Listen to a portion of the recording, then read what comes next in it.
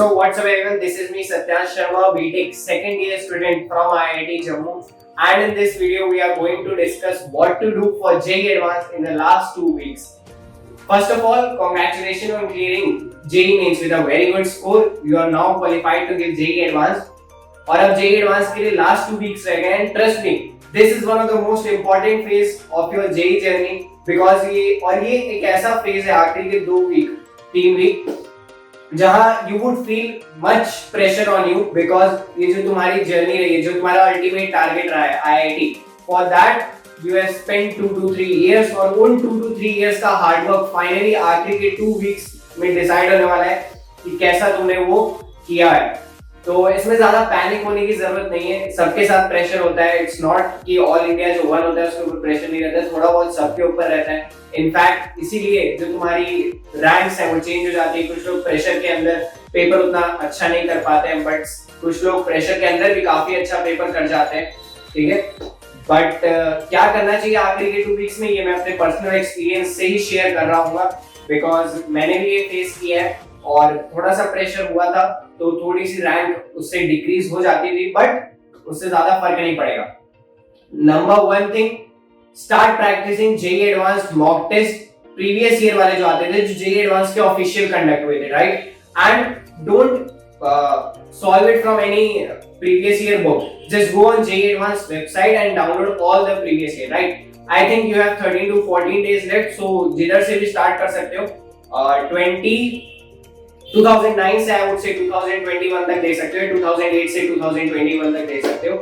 ये 6 घंटे के स्लॉट्स में रहने, ठीक है, 9 to 12 and 2 to 5, बिकॉज यही तुम्हारा टाइम रहने वाला है JEE एडवांस के टाइम की. तो इस टाइम पे ट्राई टू बी एक्टिव.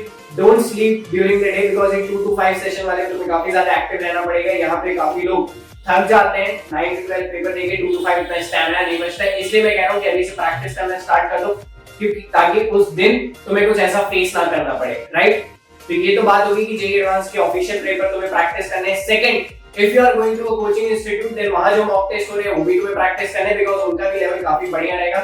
उन मॉक टेस्ट के एनालिसिस में पार्ट लेना है. जो डाउट आएंगे वो टीचर से भी डिस्कस करना है ताकि कोई डाउट ना रह जाए तुम्हारे मन में. ये ना रह जाए कि यार मैंने ये पर्टिकुलर क्वेश्चन नहीं पूछा, अगर यही आ गया एग्जाम में तो. ठीक है, कोई भी क्वेश्चन को तुम डाउट पे मत छोड़ना, चाहे जितना इजी क्वेश्चन हो, बिकॉज वो मे भी एग्जाम में आ सकता है. देयर आर चांसेस कि इजी क्वेश्चन भी आ जाए. ऐसा नहीं JEE एडवांस में सारे क्वेश्चंस डिफिकल्ट रहने वाले हैं, राइट.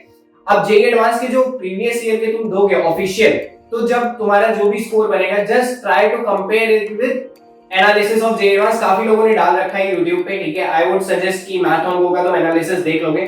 वहां पे किस ईयर में कितने परसेंट पे क्या रैंक गई है वो डाल रखा है. तो तुम्हारा जो स्कोर आता है उसको परसेंटेज में कन्वर्ट करके वहां से देख सकते हो. वहां से थोड़ा तुम्हें कॉन्फिडेंस बढ़ता है कि हाँ यार मैं इतना परसेंट स्कोर कर रहा हूं तो मेरी ये रैंक आ सकती है. ट्रस्ट मी, JEE एडवांस में 40 to 50% if you score then you are going to get a 5000, right. और एक इसमें भी एक तरीका होता है कि आपने एक क्वेश्चन सॉल्व किया, आपकी 200 रैंक बढ़ गई, एक क्वेश्चन और सॉल्व कर लेता हूं, ये IIT, एक क्वेश्चन ये, ऐसे करके एक मेथड भी होता है, तो वो भी फॉलो कर सकते हो. तो ये बात हो गई मॉक टेस्ट की, ठीक है. थर्ड पॉइंट तुम्हारा ये रहने वाला है कि अभी तक अगर तुमने PYQs सारे प्रैक्टिस नहीं किए तो प्रैक्टिस कर लो उनको अच्छे तरीके से, या फिर PYQs अगर प्रैक्टिस कर लिए, कुछ एक आध दो चैप्टर्स के छूट गए तो अभी के लिए साइड में रख सकते हो. अगर तुम्हारी प्रिपरेशन एक डिसेंट लेवल पे है, एक अच्छे लेवल पे लगता है, तुम्हें कॉन्फिडेंस है कि मैंने ये पर्टिकुलर बुक कर रखी है या सिंगेज तुमने कर रखी है, तो हर सब्जेक्ट में तुम एक लेवल हायर वाली बुक पे जा सकते हो. फॉर एग्जांपल, जैसे मैथमेटिक्स में calculus is a very important part of JEE advance, तो कैलकुलस के लिए you can purchase black book, ठीक है. फिजिक्स के लिए जैसे मॉडर्न फिजिक्स हो गया, तो अब इसके लिए टाटा मैग्रो-हिल की एक आती है, राइट. उसके अलावा भी फिजिक्स की काफी सारी आती है, वो परचेज कर सकते हो. केमिस्ट्री के लिए तुम मे बी MS चौहान ले सकते हो, ऑर्गेनिक केमिस्ट्री के लिए आई वुड से, ठीक है. तो ये एक लेवल हायर, मतलब स्पेशलाइजेशन वाली बुक्स को तुम अब पकड़ सकते हो अगर तुम्हें लग रहा है कि ये पर्टिकुलर टॉपिक को मैं और स्ट्रॉन्ग कर देता हूँ. बिकॉज एक दो टॉपिक्स तुम्हारे JEE एडवांस में होने चाहिए हर सब्जेक्ट में. एक दो क्या, काफी मतलब 4 से 5 टॉपिक तुम्हारे काफी स्ट्रॉन्ग होने चाहिए जिनको तुम्हारा काफी ज्यादा कमांड होना चाहिए, ठीक है. अगर पढ़ने की बात करें कि शेड्यूल कैसे फॉलो करना है, तो जो मैंने फॉलो किया था वो बता देता हूँ चौथे पॉइंट में. कि सुबह उठो, तो सुबह जनरली क्योंकि मॉर्निंग का टाइम रहता है, तुम्हें चीजें याद जल्दी होती है, तो फोकस ऑन केमिस्ट्री.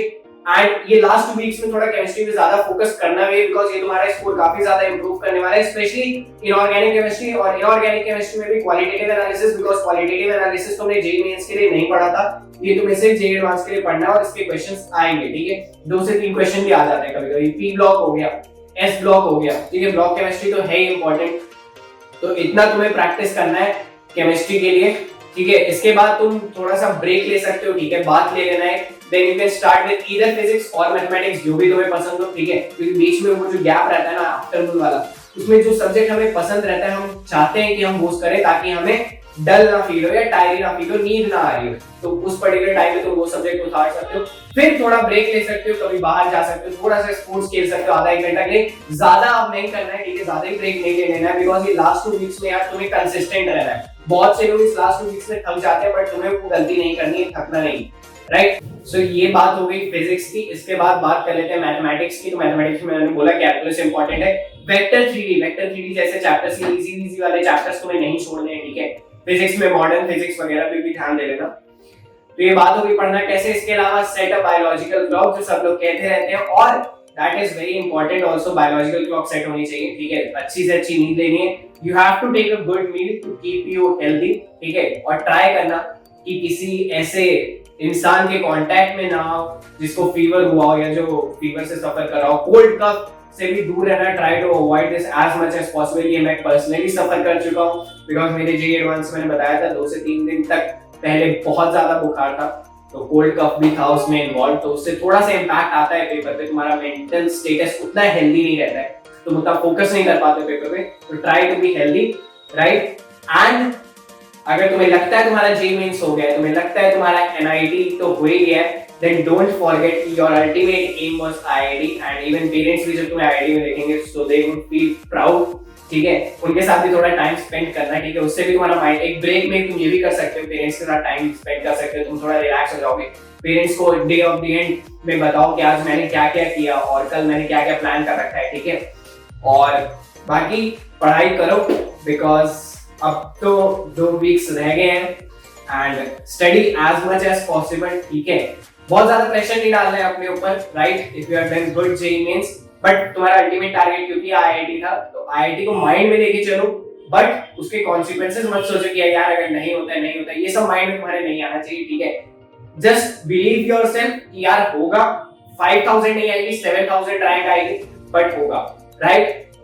और एफर्ट्स डालते रहो, don't sit idle, keep studying and stay connected with the child. Thank you.